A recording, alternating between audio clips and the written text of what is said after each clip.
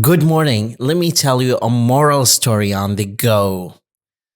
Once upon a time, in a small village, there was a wise man. One day, a young man came to the wise man and asked him, "How can I be wise like you?" The old man replied, "Meet me by the river tomorrow." So the next day, the young boy went to the river and he saw the wise man sitting at the bank of the river. He asked the young boy, "Look at the water. What do you see?"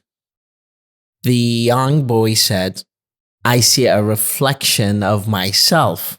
The wise man took a rock and threw it into the water.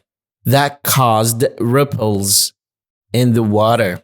Then he asked the young boy, "What do you see?"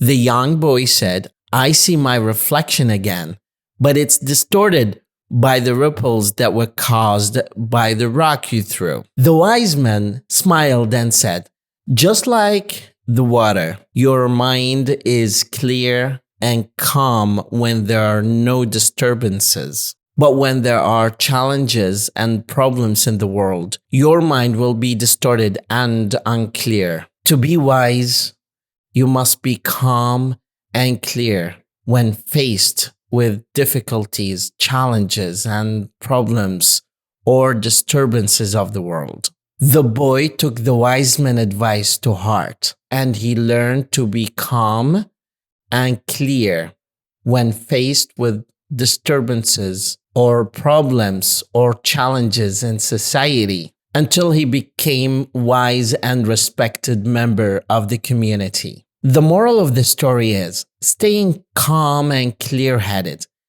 is the best way for success and wisdom when you are faced with disturbances, challenges, or problems of the world to a point where you can't seem to see the clear reflection of yourself. Thank you very much.